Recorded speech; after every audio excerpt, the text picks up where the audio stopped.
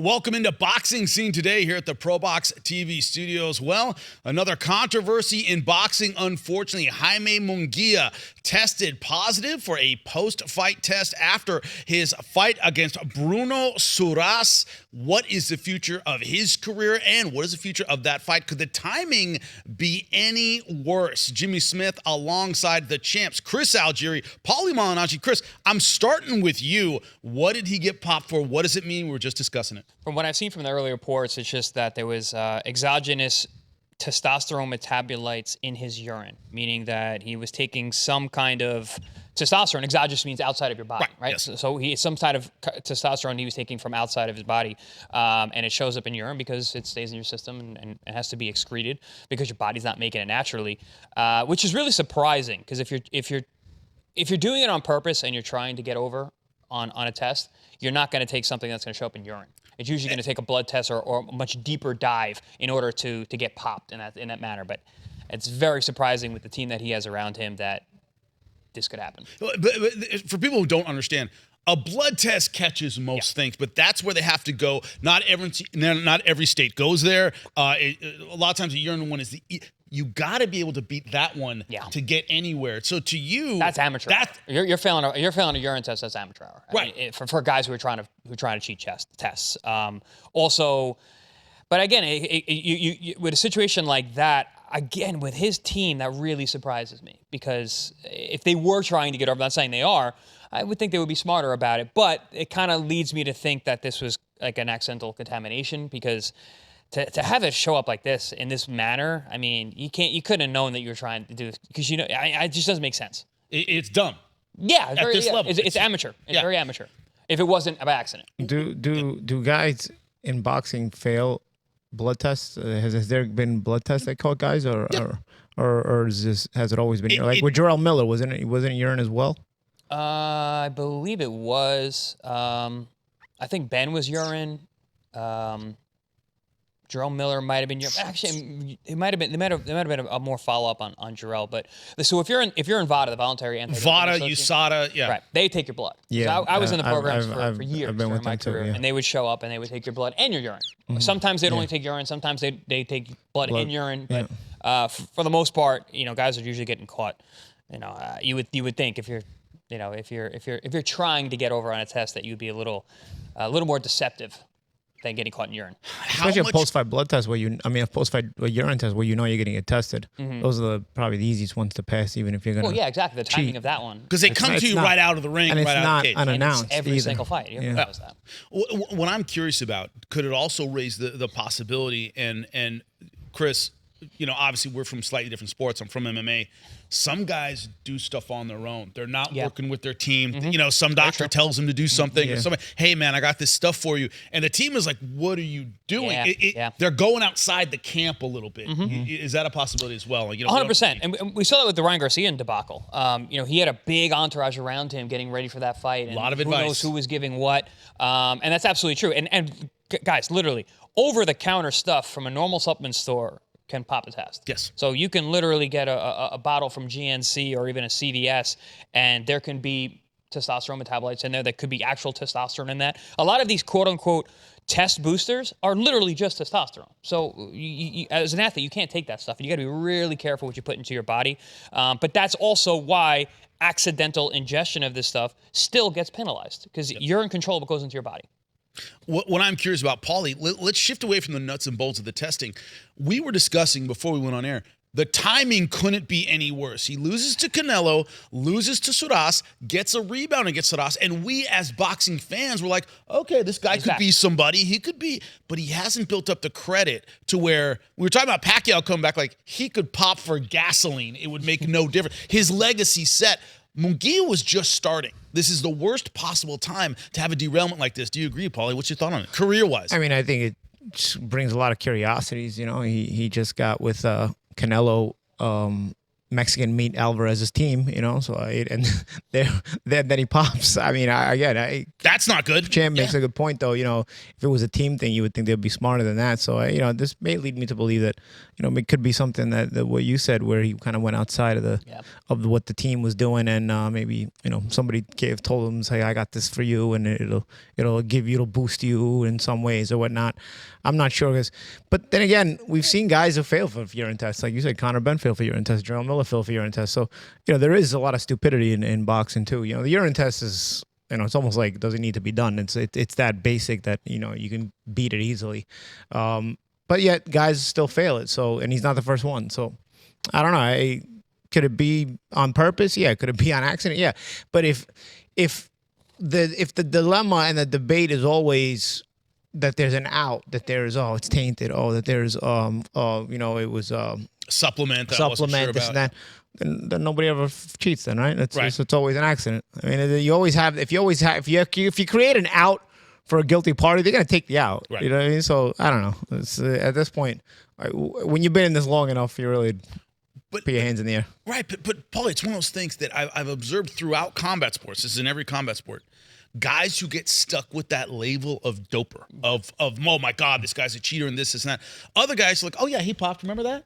And we got to sit here and go, oh yeah, remember that? And it's like it doesn't stick. What's the difference and why? Is it guys like Mungia who are just getting started and once again don't have that backlog of history where we go, okay, I understand. Is it when you get popped and how and where you are in your career? Certain guys just don't get the label and others do. Yeah, I mean, I think this is more of a conversation for Champ Chris. I don't think we have the best testing systems either. You know, I think we probably have among the weakest in all pro sports. You know, so I don't think it's as frowned upon in boxing if you get popped, because it's looked at as like this. It's pretty common that most guys are doping, and I know people at home, they don't want to hear that. They get mad. They say, "Oh, Paulie just."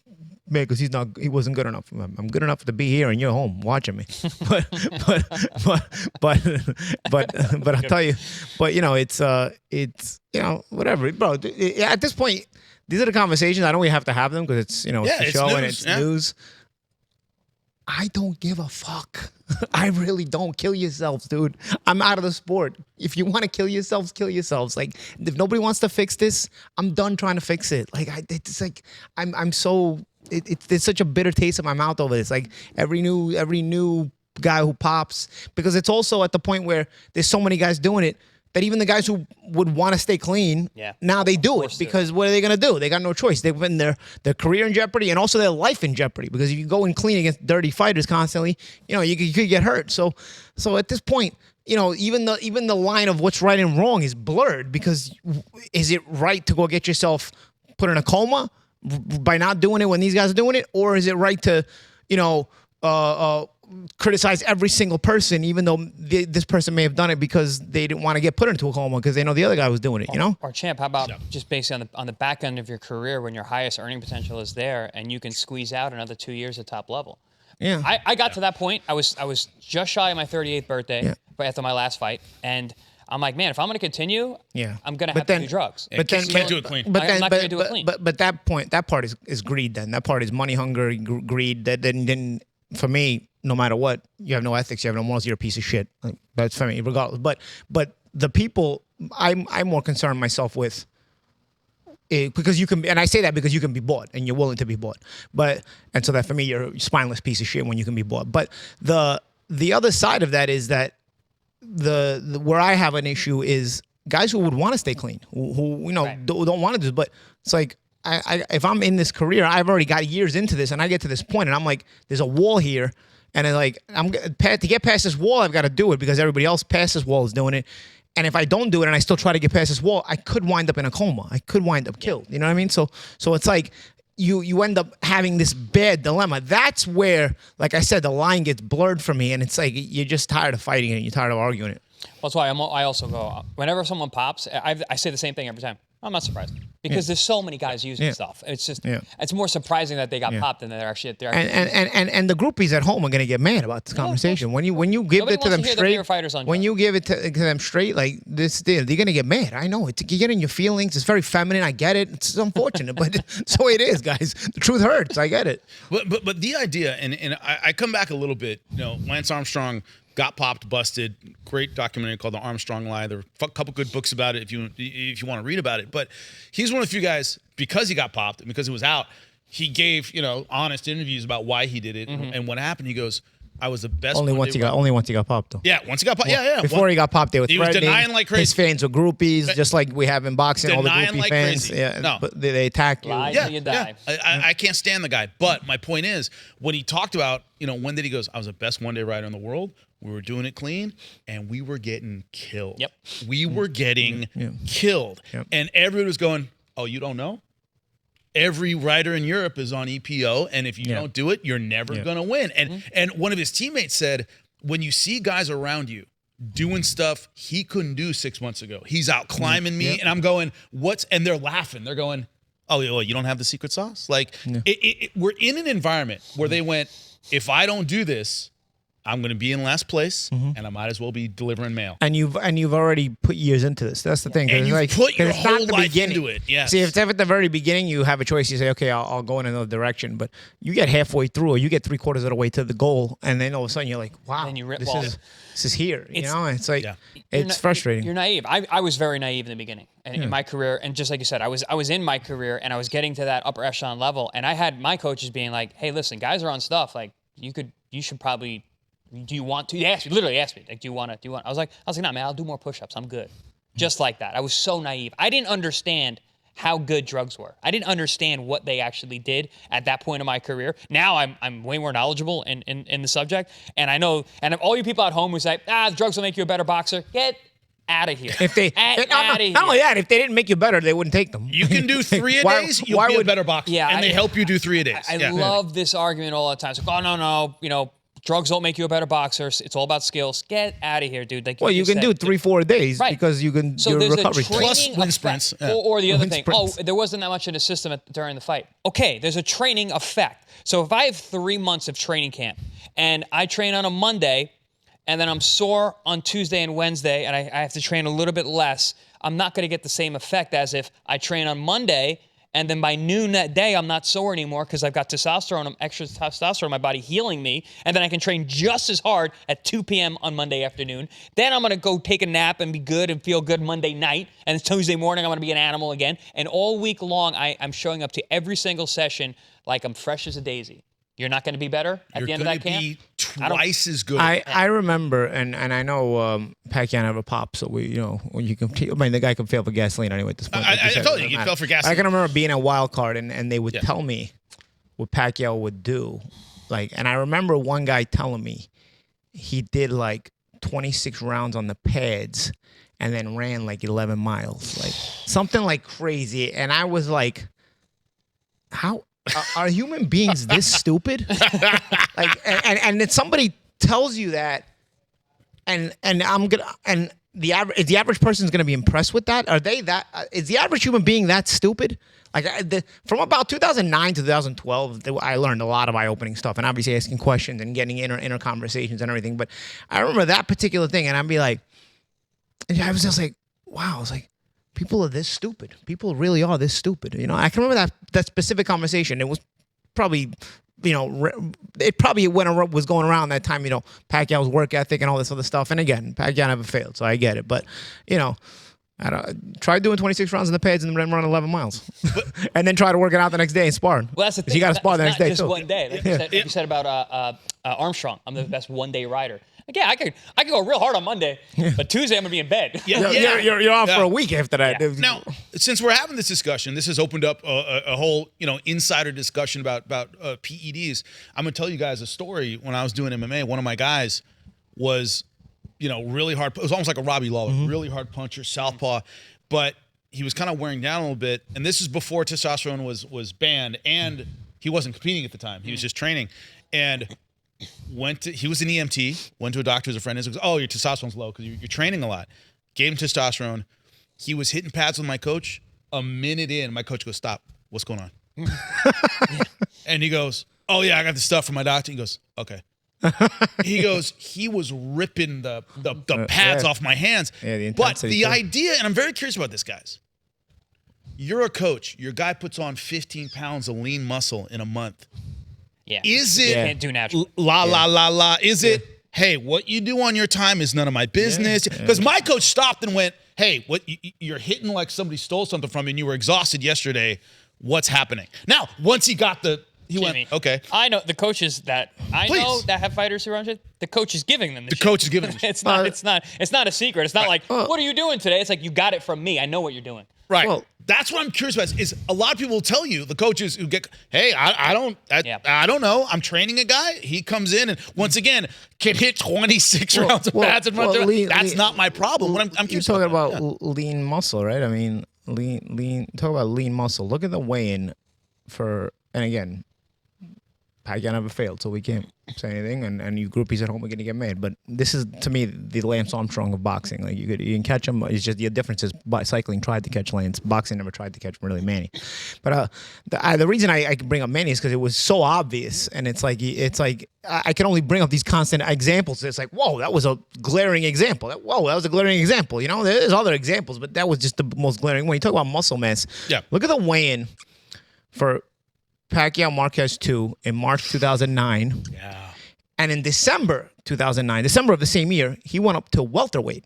Now, it was a catch weight. It was 144, I think. Welterweight, 144 pounds to fight Oscar De La Hoya. And look at the weigh-in for that, 8-9 months later. Talking about 15 pounds of lean muscle mass. Look at the weigh-in Once again, from March of that year. 15 pounds of lean muscle. March of that year. No, 2008, actually. Yeah. March of that year to December of that year. Look at it. 15 pounds of muscle mass in 8 months. For a can we say little person, midget? It's small, not a big guy. Not a big guy. A short guy. Short king. Yeah. He's a short king. But this idea when Mungia, like there's a difference between and cycling's another example. When they stripped Lance Armstrong, they couldn't find anyone to give his medals to because everybody on the podium with him had been popped. All 7 years. And that's an example of what I tell you. Where, Is it a dirty sport? Where you get, He's an example. where you get there and you're like, these guys are never gonna win if they don't perform.